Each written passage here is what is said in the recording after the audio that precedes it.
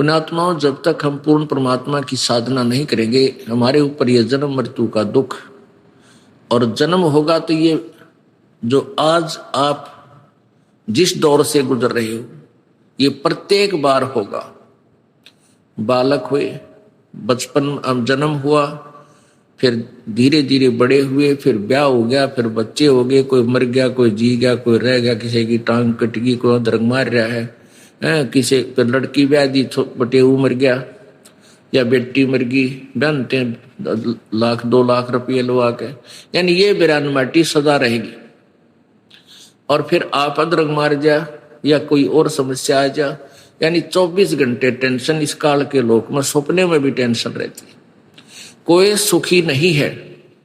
मान ले कोई ईव सुखी है, 1 मिनट में ना जाने के बैड इंफॉर्मेशन आ जा, ना जाने के सुन ले, 1 मिनट में टक्कर मार कर मरना पड़े, रोना पड़े बुरी तरह। तो कहने का भाव ये है कि इससे दुख का अंत ईव हो सकता है।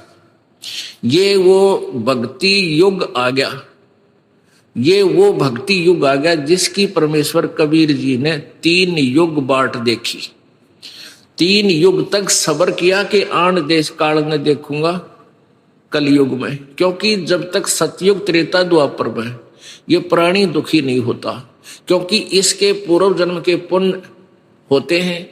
वो पुण्यकर्मी प्राणियों का जन्म सतयुग में, फिर त्रेता में, फिर द्वापर में, और कलयुग में आकर ये कति खाली हो ले, इनका पल्ला पाप रह जाते हैं, पुण्य खत्म हो जाते हैं। और जो साधना कलयुग में प्रचलित है उससे कोई भी बेनिफिट भगवान का प्राप्त नहीं हो सकता। ये नकली गुरुओं द्वारा, नकली संतों द्वारा जो साधना बताई जा रही है, इससे किसी को भी लाभ नहीं हो सकता, ईश्वरीय लाभ नहीं मिल सकता। और हमारे पिछले पुण्य है नहीं, कति खाली खोखा हो लिया, तो अब सभी दुखी हो रहे हैं। चाहे किसी के पास कार कोठी है पर और टेंशन 100 उसके हृदय में जमा है, कोई सुखी नहीं। और जिन संतों के पास ये जाते हैं उनके पास वो मंत्र नहीं है जिससे इसका पाप नाश हो सके, वो समर्थ की उपासना नहीं कर रहे। तो फिर वो कहाँ आएंगे? सतलोक आश्रम, बरवाला और क्रोथा में, और यहां इनके पापों का नाश किया जाएगा। यहां वो समर्थ की उपासना है। तो परमात्मा ने इसलिए कलयुग का ये समय चुना था कि इस समय पूरे पृथ्वी पर, पूरे विश्व में कबीर परमेश्वर की उपासना होगी। पूरा विश्व हाहाकार, पूरे विश्व में हाहाकार मच रही है, ना लाज रही ना शर्म रही, एक माया दिखाई देती है।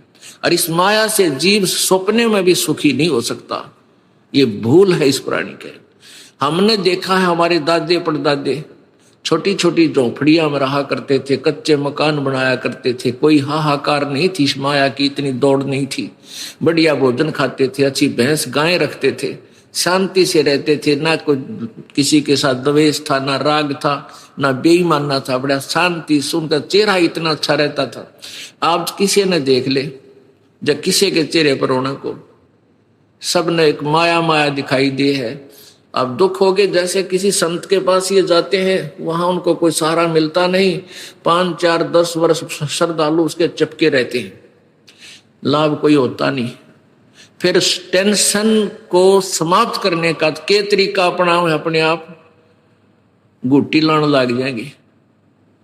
भाई टेंशन हो रही है, सिगरेट पी ली, बोला अब यहां आते हैं, भाई हम नाम देते हैं बीड़ी शराब मांस तंबाकू, आपने कभी छूना नहीं है, नाम ले जाता है।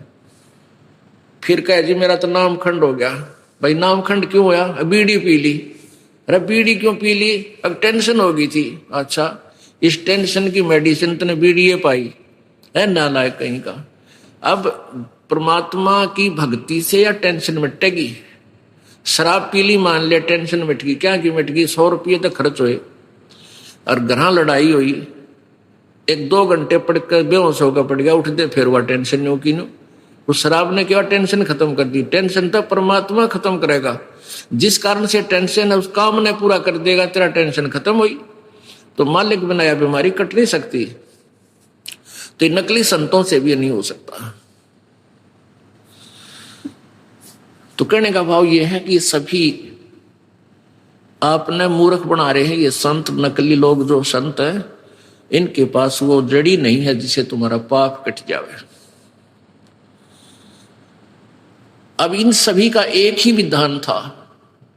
एक तरफ तो ढंढोरा पीटा करते, हम वेदों अनुसार बता रहे हैं, वेद यजुर्वेद में ऐसा लिखा है, अथर्ववेद में ऐसा लिखा है, संस्कृत बोल देते। महारावा संस्कृत पल्ला पड़ा नहीं थी, तो हमने सोच इसका अनुवाद इसने ठीक कराया होगा, ये ठीक बता रहा होगा, क्योंकि संस्कृत का विद्वान है, सब शास्त्र संस्कृत में भी लिपिबद्ध है। तो हमने ऑब्जेक्शन की कोई गुंजाइश नहीं थी कि ये बोलने वाला कोई गलत बता रहा है।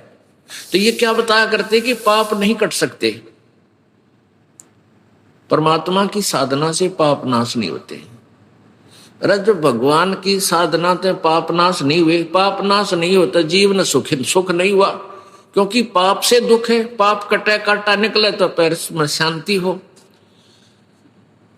तो फिर परमात्मा की साधना की आवश्यकता ही समाप्त हो जाती है। परमात्मा नाम की कोई चीज नहीं रहे विश्व में, इसका नाम और निशान मिट जावे, ऐसी परमात्मा के पास पावर ना हो। और आज भी भगवान की स्थिति विद्यमान है, तो वो शक्ति है मालिक में। प्रत्येक प्राणी उन अज्ञानी अनाड़ी संतों ऋषियों से ये सुनकर के पाप तो भोगना ही पड़ेगा, प्रारब्ध में ये तो दुख तुझे भोगना ही पड़ेगा, फिर भी उनकी चाह मिटी नहीं, वो हारे नहीं, दूसरे संत के पास जाते हैं, तीसरे पर जाते हैं, क्योंकि उनको पता है कि परमात्मा में ये पावर है कि वो अंधे नाक दे, रोगी न स्वस्थ कर दे, निर्धन न धनवान बना दे, और रंग को राजा बना दे, और राजा को उल्टा पटक दे। तो ये परमात्मा के अंदर गुण है, पता है उनको। उसी दृष्टिकोण से वो रुक नहीं रहे, लेकिन वो वहां ठिकाने पहुंच नहीं पाए जहां वो वस्तु है। और जब वो वस्तु वहां पहुंच जाएंगे तो फिर देखना आनंद कितना है।